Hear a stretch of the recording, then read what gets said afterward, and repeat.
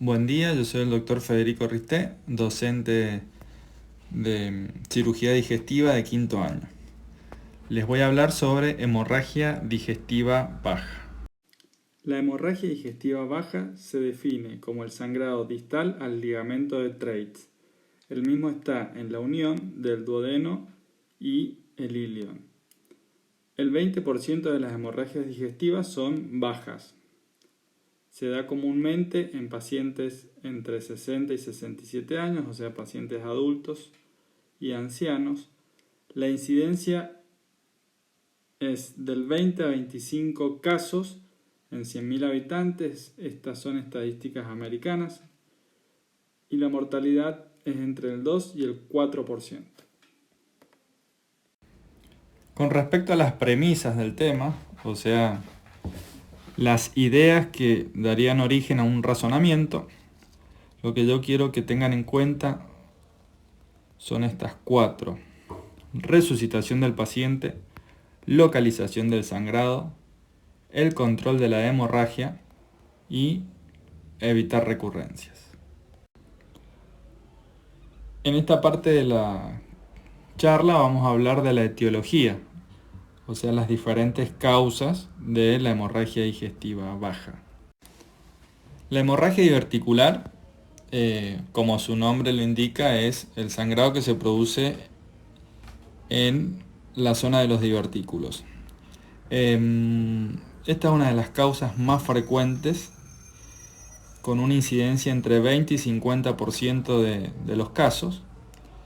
Vamos a tener factores predisponentes como la hipertensión arterial, el consumo de AINES, el consumo de anticoagulantes.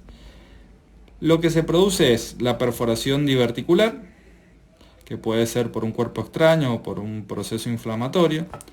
Esto va a producir una erosión de la vasa recta. La vasa recta es un vaso arterial, ¿sí?, que se encuentra lateral al divertículo. Recordemos que los divertículos, debido al aumento de la presión intraluminal, se va a producir la protrusión de mucosa y submucosa a través de una zona de debilidad de la pared intestinal, que sería la muscular propia.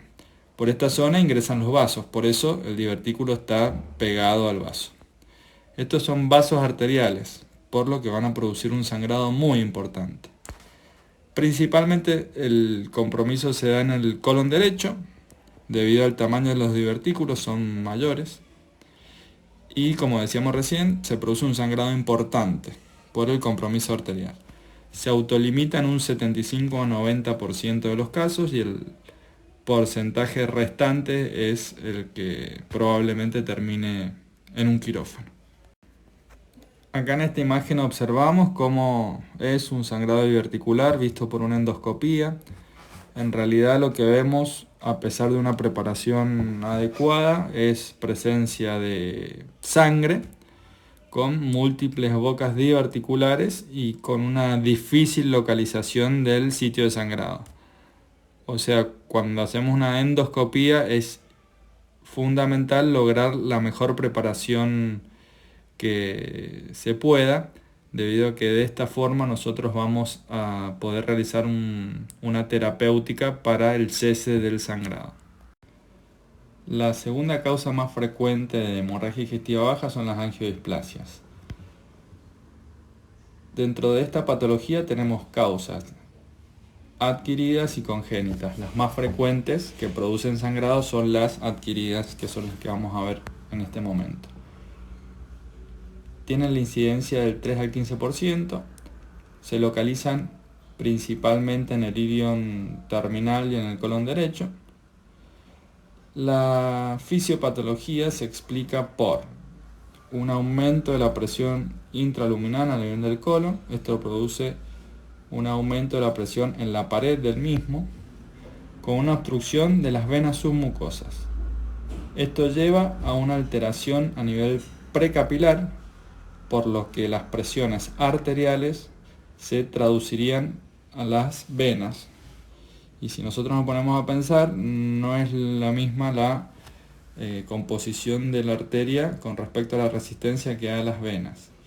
Esto lleva a una dilatación venosa con ruptura de la misma y sangrado. En esta foto podemos ver cómo se observan las angiodisplasias. Son lesiones pequeñas, habitualmente se presentan en racimos, o sea, son múltiples y se producen a nivel de la mucosa y submucosa principalmente. Nosotros vemos esta una endoscopía con una preparación óptima, no vemos restos de materia fecal y ahí se ven las lesiones. Estas lesiones producen sangrados intermitentes a diferencia de la enfermedad diverticular, que produce un sangrado más intenso y habitualmente tiene una tasa de, o sea, se autolimitan en un 85% al igual que la enfermedad diverticular y una tasa de resangrado del 25%. La colitis es otra causa de hemorragia digestiva baja. Por definición, es una inflamación de la mucosa del colon. Tenemos diferentes tipos de colitis. La colitis isquémica se produce por una disminución del flujo sanguíneo en una zona determinada del intestino, lo que produce cambios a nivel de la mucosa y submucosa principalmente. Esto se da en ancianos con comorbilidades como cardiopatías, neumopatías, hepatopatías, pacientes que toman medicación como anticoagulantes, AINES, y se afecta principalmente el colon izquierdo. Otra de las causas es la radiante o actínica, que produce una afectación del 5 al 30% de los pacientes irradiados, o sea, un número considerable. Lo que produce la radiación es una endarteritis obliterante con una isquemia crónica de la mucosa con sangrado. Las causas infecciosas, que se van a manifestar con diarrea sanguinolenta, y se va a producir por patógenos como el Clostridium difficile, la Escherichia coli, Salmonella, Campylobacter, Shigella y Yersinia. Este es un caso de una colitis isquémica donde nosotros vemos las zonas con falta de irrigación, con una presencia de hematomas, de zonas de fibrina, que es donde se ha producido el proceso inflamatorio debido a la falta de irrigación. Esta es una imagen típica de una colitis isquémica. Esto es más la fase crónica que la aguda, donde nosotros tendríamos más hematomas con mayor sangrado. Acá ya estamos en la fase de fibrosis.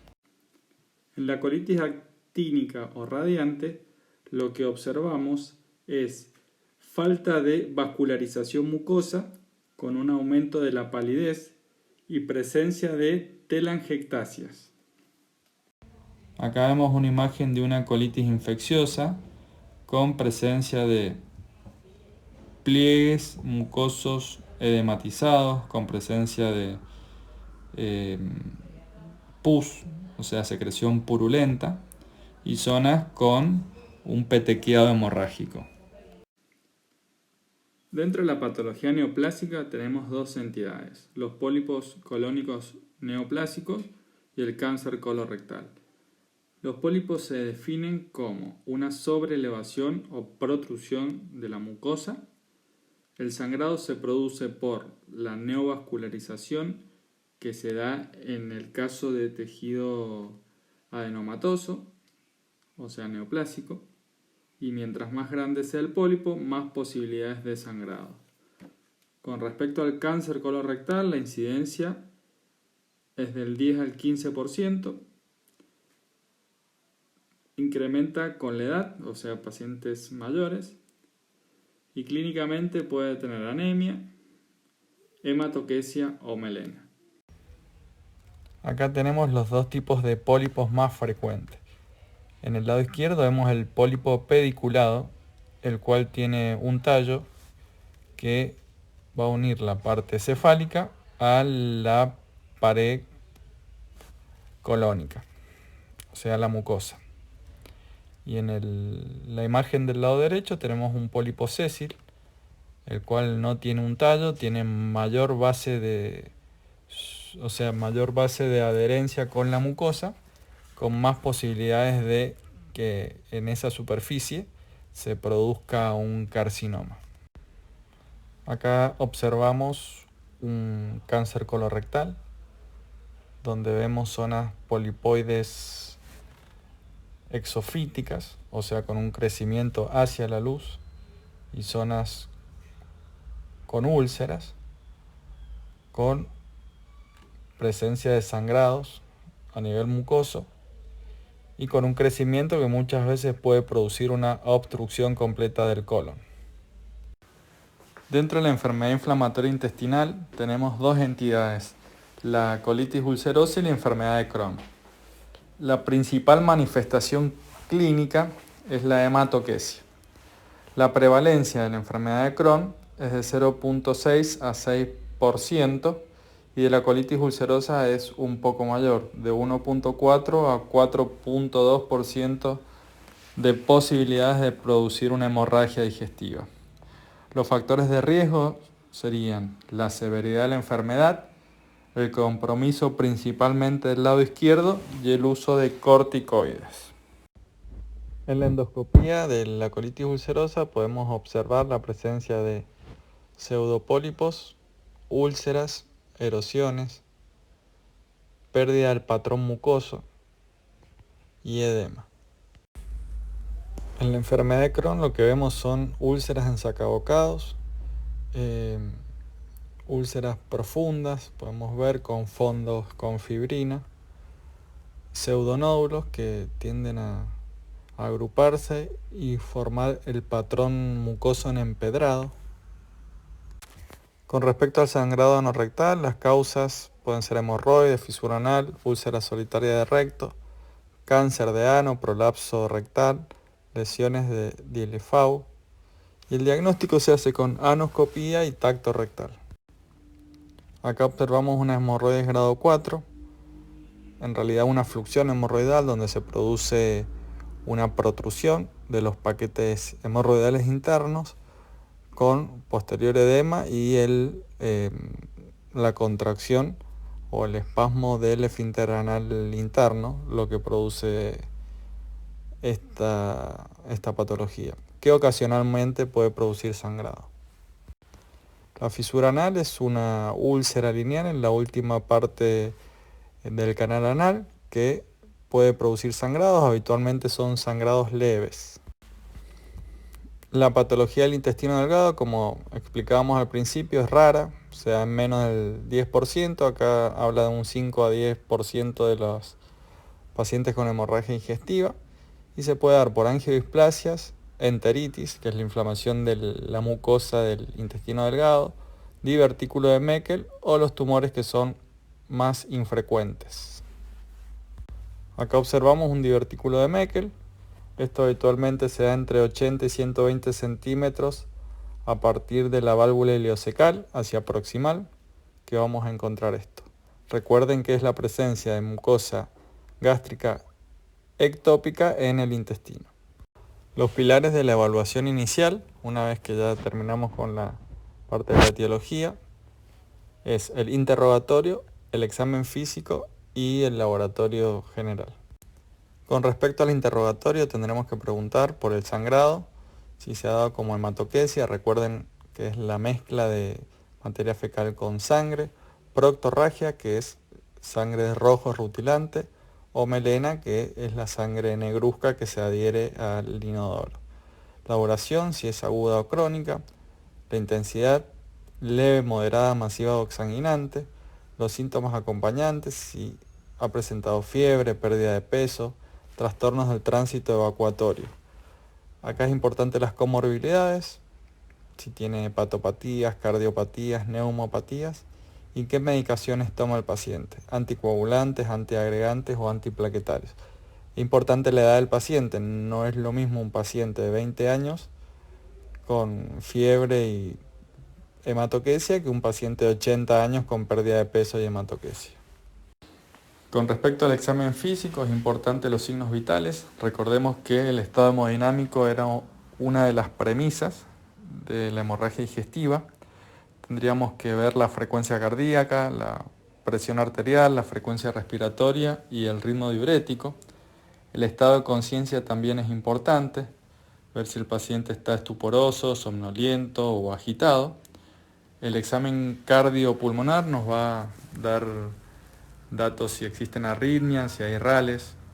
Con respecto al abdomen podemos evaluar tumoraciones palpables, si existe circulación colateral, que nos va a hablar por ahí de un paciente alcohólico.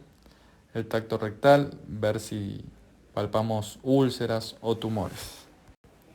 Esta clasificación de shock es muy importante a tener en cuenta debido a que es fácil tomar la información y con la misma vamos a clasificar al paciente en diferentes grados que nos va a ayudar a tomar decisiones si un paciente se puede trasladar o si tiene que ir a quirófano urgente o si es un paciente que no corre riesgos de vida inminente.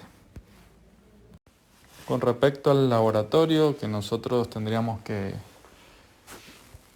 tener en cuenta para el comienzo de la evaluación, la extracción sanguínea se hace cuando nosotros colocamos los catéteres para hidratar al paciente. En ese mismo acto vamos a tomar las muestras de sangre.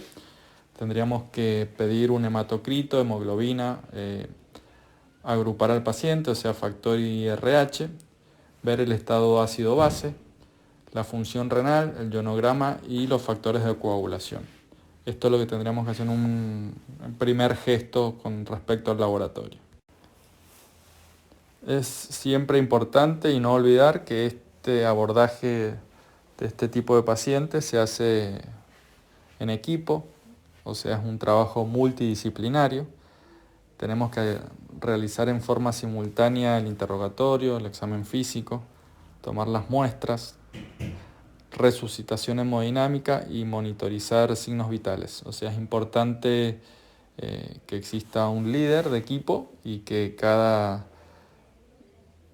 uno tome un papel determinado para lograr un buen resultado.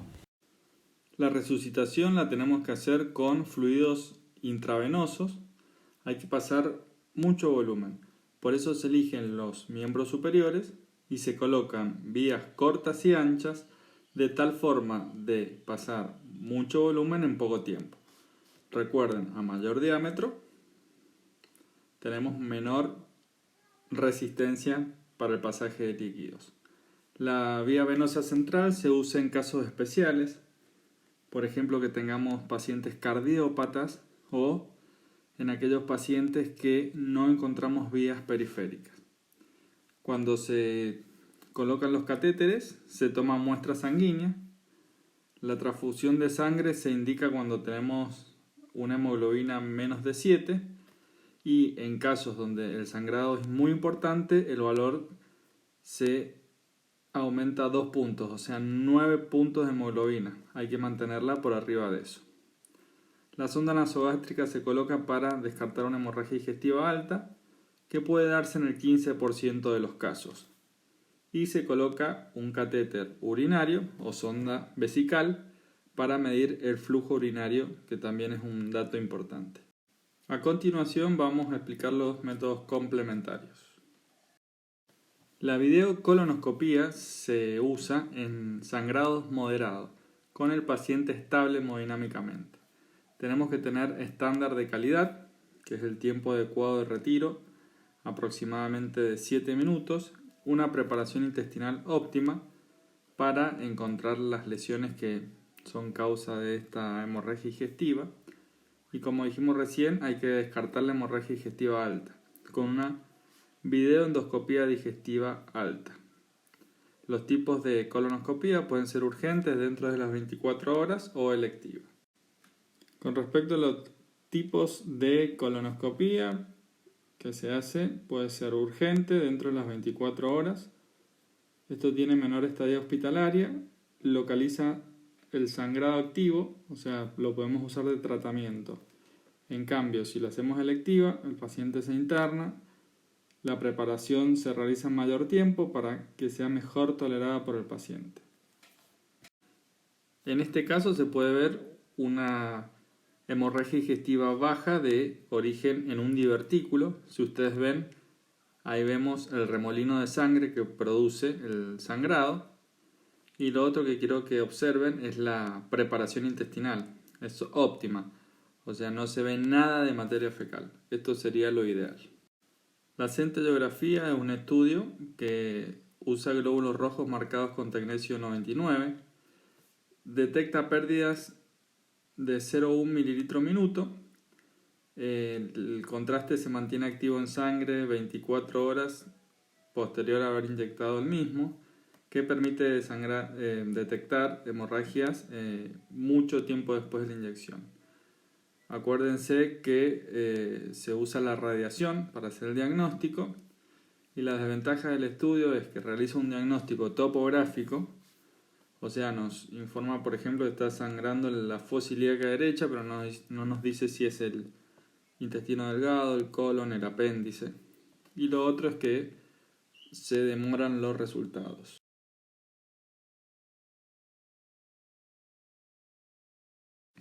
La arteriografía es un estudio muy útil que tiene una sensibilidad del 78% y detecta sangrados de 1 mililitro minuto. Ventajas que sirve para hacer diagnóstico y tratamiento. Y la desventaja es que es un estudio invasivo. Lo vamos a usar en hemorragias en progreso o en el caso que tengamos centellografía positiva, ahí también está indicado, y en la hemorragia oculta y recurrente.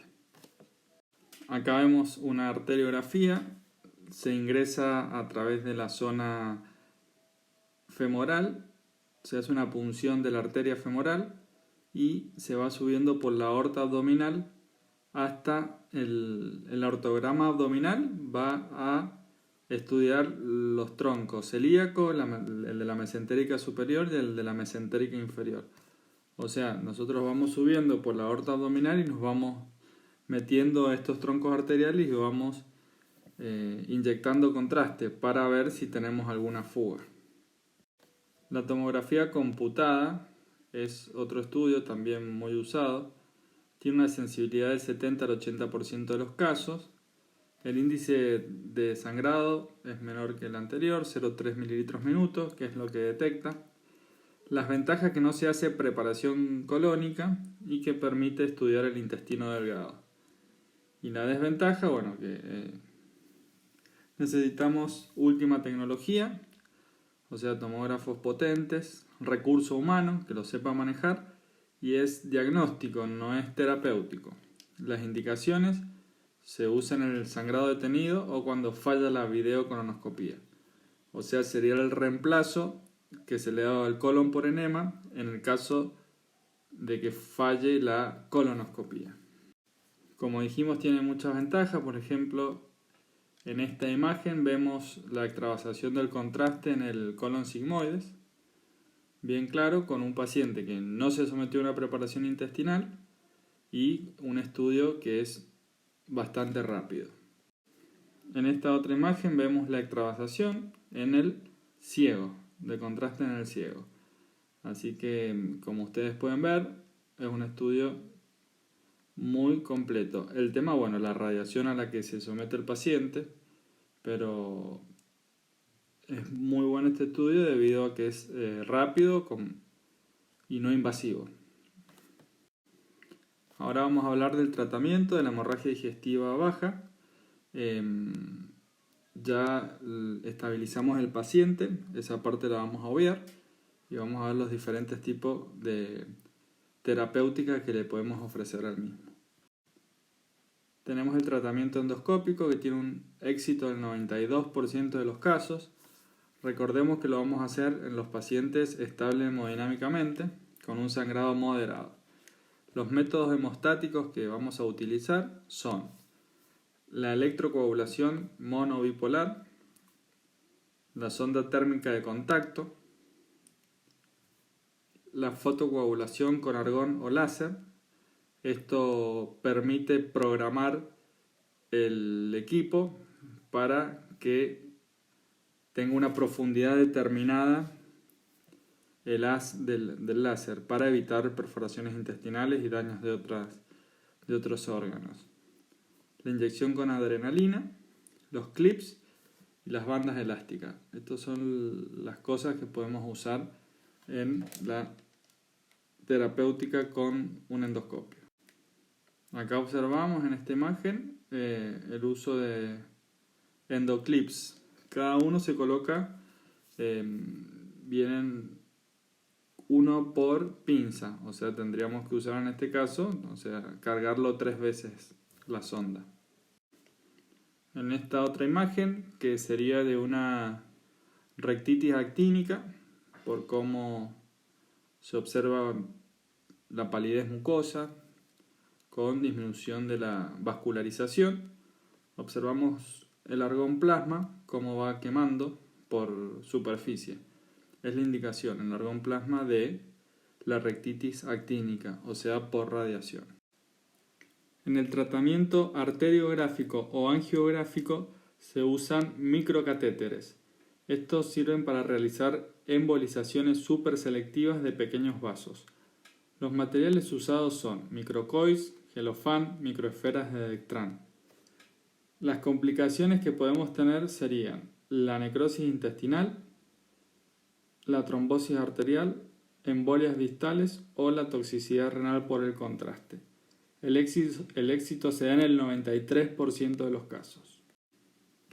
El tratamiento quirúrgico tiene sus indicaciones en el paciente con una inestabilidad hemodinámica sostenida, que tiene un alto requerimiento transfusional. Se habla de 6 unidades, más de 6 unidades de sangre, que el sangrado continúa por más de 72 horas, que haya un resangrado o que fallen los métodos mínimamente invasivos descritos anteriormente, como la arteriografía o la endoscopía.